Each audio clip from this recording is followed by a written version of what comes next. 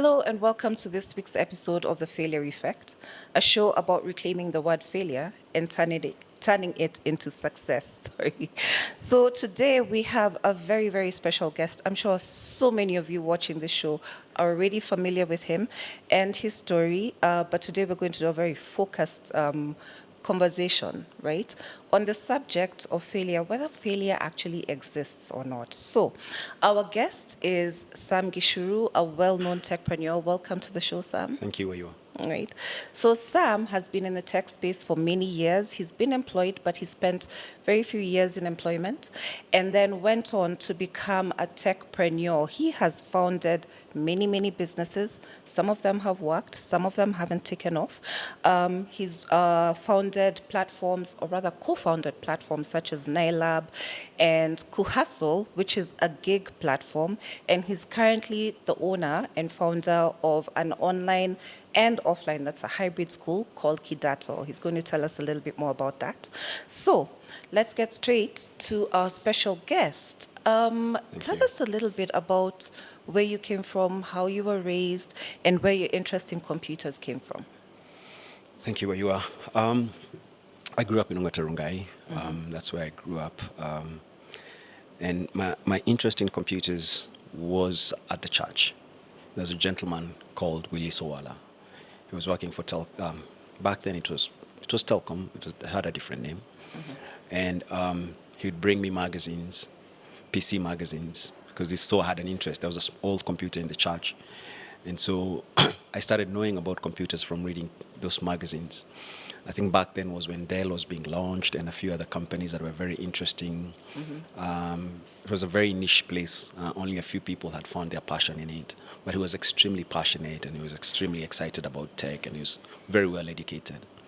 And so he convinced my mother that I should go and study computers at Kenya Christian Industrial Training Institute in Isli, KCT, that's what we call it.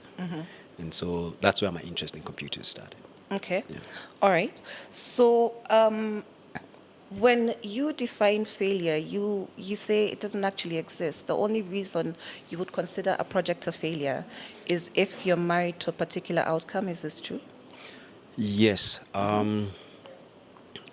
Say, for example, you have a goalpost and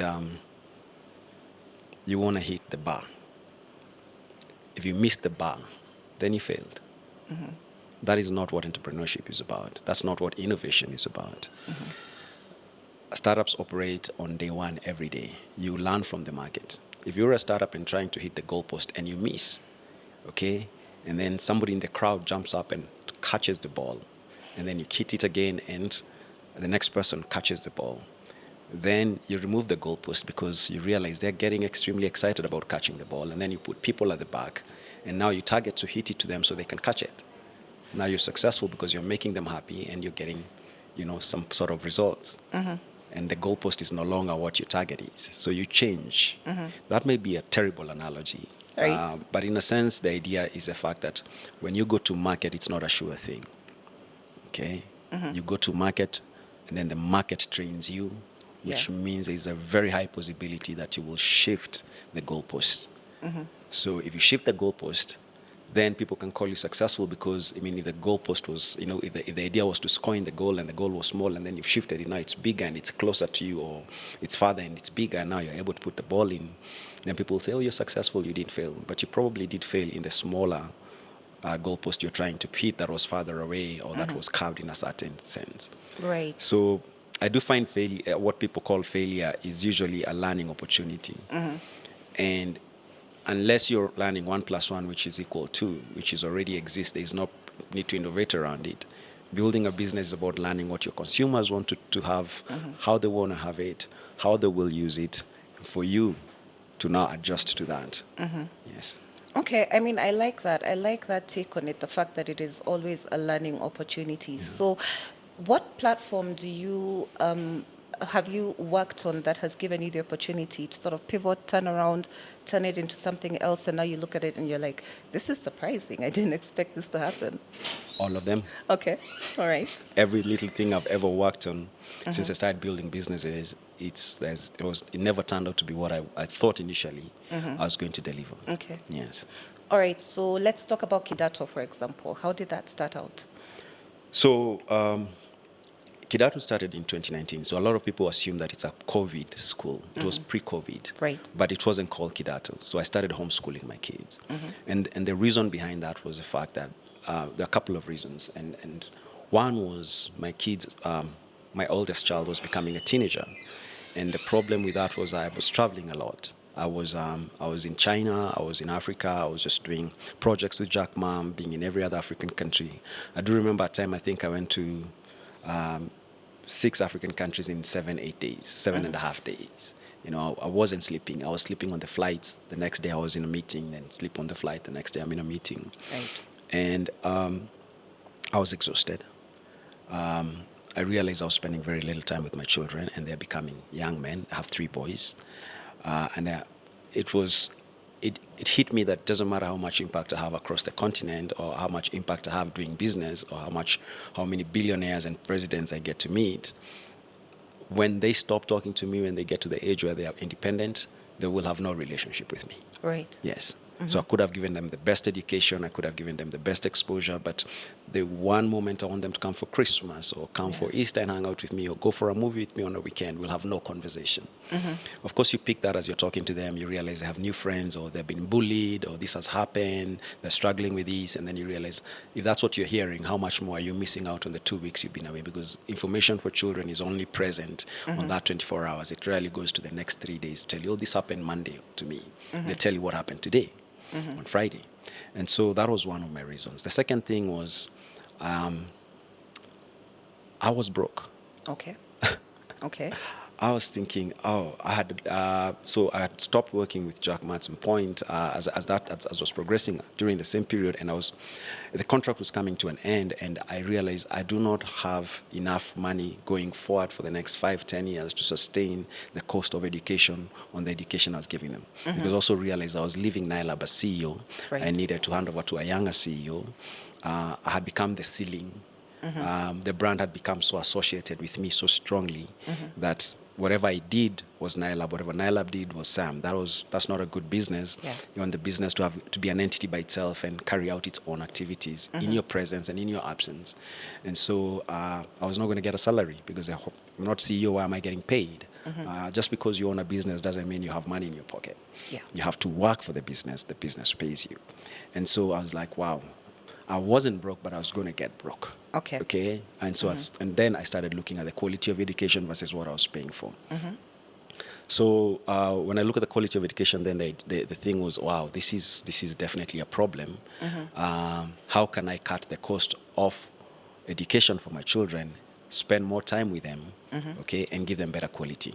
And the option that I found was homeschooling.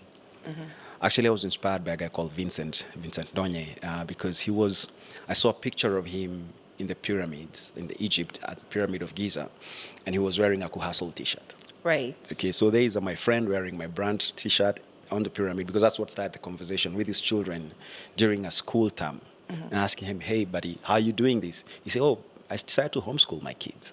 I've been homeschooling now for the last X period of time. I said, wow, really? Yeah, which means the money I'm saving from the school I could have taken them to, I'm being able to now take trips with them and immerse them in the experience of knowing the things that they can read about in geography and history and other subjects. That inspired me. And so he had turned the idea of education into an immersive experience for his children.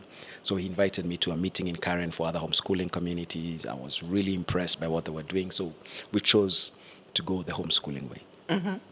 And so, I cut a long story short, we try homeschooling. We realized first, I'm still busy, I'm still handing over the reins of Nylab to the new CEO. My wife is working full-time in an international organization. And hey, so what do? We hired some teachers. And that's the first time we realized that this is really not good education. Right. Because now you have visibility. You're being able to see some of the teachers coming to your house and what they're teaching.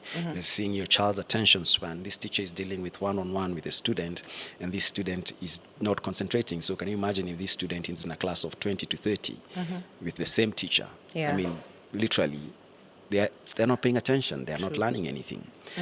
I remember thinking about calculating down to the cost of how much I was paying per lesson for 3 kids in a British curriculum. I remember comparing that and thinking, wow, every time I take an Uber ride for 300 bob, 500 bob, I rate the Uber driver, but I can't rate the teacher who's teaching my kid. And if you ask me what is the most important thing in my life, it's my children. True. It's such Yeah. a conflict, right? Yeah. I can rate an Uber driver and they provide good service and demand better service from them, but I can't rate the teacher. I don't have visibility on what they're doing and the quality of service. I am working really hard to pay this teacher to deliver to me independent, curious, confident children who are knowledgeable. And if you ask me at the end of my life, what was the most important thing, I'll probably say my family, my children. So what did I do with my life? And I think sitting there, I thought to myself, hey, if you really mean that your children are the most important thing to your life, then your 8 to 5 should focus on your children. Right. So I started paying a lot more attention to the teachers who were homeschooling. And then COVID unfortunately came in, and these teachers couldn't come over. And between the period before COVID, I built, because I was still going to NILAB, I was coding, so I built a small diary. Now that I was paying attention to them, I built a small diary where they could feel what they taught. It's very interesting to assume that just because someone is a teacher and they go to the classroom, they will teach what they were supposed to teach. Teachers are like everybody else. Everybody else needs guidance, and everybody else needs an authority over them to tell them, have you delivered what you're supposed to do? Even as a CEO, you need a board, or you need advisors, you need mentors who keep you accountable to what you're supposed to do. So assuming teachers are altruistic and they're going to do what they're supposed to do is really false. They can go to class and teach something that's not in the curriculum, or they can take their book and read and tell kids, read chapter 15 for the next 45 minutes, or they can just come to class for 15 minutes and step outside for phone calls to run their business back home, their M-Pesa shop or their whatever business they are running. And so I build this accountability diary for them. When you finish a lesson, I want to know what you taught my kids. I want to know what assignment you've given them. And I want to know whether I need to go ahead and buy some pens and some, canvas, whatever it is you might need, say, for an art class. I don't want to come home and get told that that's what they need tomorrow, then I'm running in the morning to get them. And then I noticed another problem in this homeschooling sector, because now you become part of a homeschooling WhatsApp groups and communities. There were challenges of books. When you go to a brick and mortar school, you have a library, so you don't have to buy books as a parent. There were challenges of things like labs, chemistry, biology, physics. How do these homeschooling kids access biology, physics, and chemistry? And so, you could see the questions being asked, where are you getting this? Where are you getting that, from the WhatsApp groups? Yeah. And another problem that was which they had sorted, and they have sorted extremely well, is socialization, where there were co-op groups. So kids, every Friday, they can go to a co-op group where they can play and hang out and do art and all of this. So socialization is well taken care of, and sports. And so those are the 3 things I noticed, and I thought to myself, okay, so I turned the diary and called it Swap Kitabu, where I wanted parents to swap books, homeschooling parents to swap books. If your child has moved from year 4 to year 5, there's another parent looking for year 4 books. They don't have to buy them.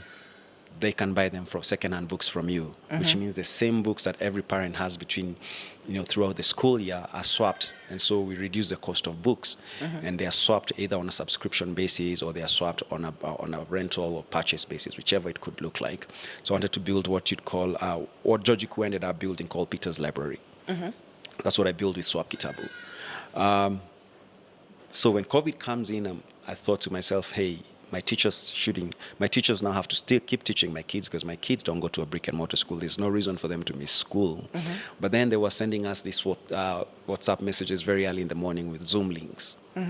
And so you have to wake up, copy the Zoom link from your WhatsApp, go copy it on the laptop of the child, and then the child joins class. So you have to wake up.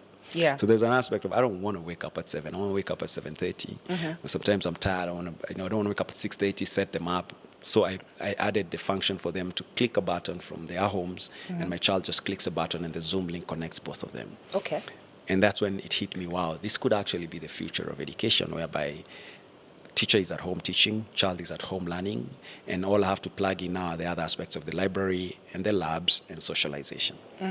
And I think I was in the office. I was like, what would you call this if you were to imagine a good name? And of course, based on my experience with NILAB, on startups that people could have said failed, based on those lessons, I said, okay, fine. How do you get a good domain name? It's short, it's descriptive, it's memorable.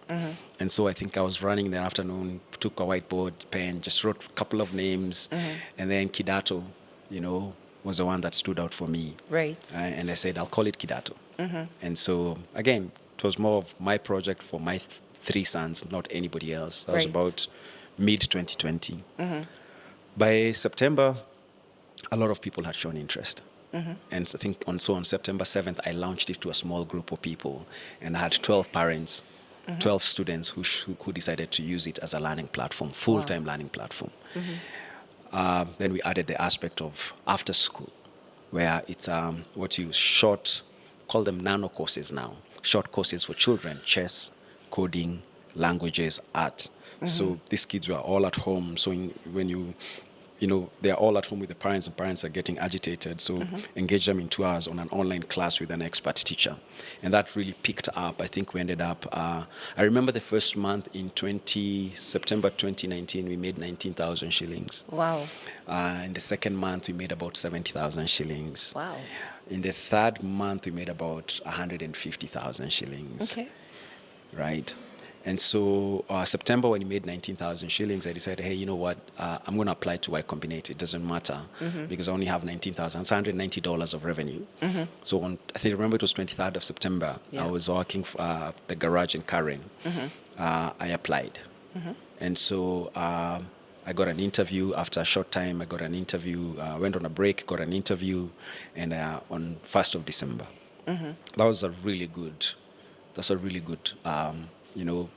a validation. Yes. Y Combinator, the first step is to get an interview. If you get the interview, then you're really in a good space. Yeah. And there's a story around that as well. At that point, Kidato was me and my head of operation, who was actually living in Switzerland. She was a Dutch lady living in Switzerland. She also helped to raise about $20,000, 2 million shillings around the same time, because she was super excited about this.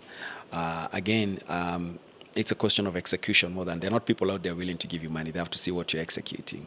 And so, she raised $5,000, sorry, not 20. So, which was $500,000, which needed to pay for Zoom licenses and things like that. It was more of a loan than it was anything else. And so, so that's how we ended up joining Y Combinator. I remember I was tweeting out what I'm doing, and one billionaire who follows me, I will not mention his name, slid in my DM. But we really want to know who this is. Yeah, no. I will put that in my book in the future. Okay. I slid in my DM and said, are you doing this? Yes. I said, okay. I said, fine. Do you want to sit and pitch to me to just hear what you have to say? And yes, I said, I was excited. And so I remember we scheduled there's a session on Thanksgiving Day, and he forgot. So I was waiting on my computer, anxious in my SQ, just, waiting to talk to this guy who I'd admired for over 10 years. And then he calls me at 8 o'clock, it's like, I forgot. I said, so can we do this tomorrow? I said, okay, he apologized profusely, and he was going to give me only 10 minutes. The next day it ended up being an hour worth of conversation. Wow. And it was one of the most impactful moments. Yeah. The lesson from that is what you tweet matters. Yes. What you really tweet does matter a lot. The number of people who see what you're saying are many, and if they're impressed by what you're saying, you'd find that they will keep on paying attention, and eventually they will reach out to you. And so I remember at that point being really happy because I changed my Twitter habits after I trended for tweeting something carelessly in 2019. And so that was a good gift for me. Okay. Right? Changing my Twitter habits, thinking about what I'm saying, understanding that there are people who perceive me a certain way, and so whatever words I put out there could be taken positively or negatively, and being more objective and thinking a little bit more than just rushing to respond to things. Right. And so that's how we ended up joining Y Combinator on 1st of January. Okay. Yes. It's a long story. I think we should stop there and go to the next question.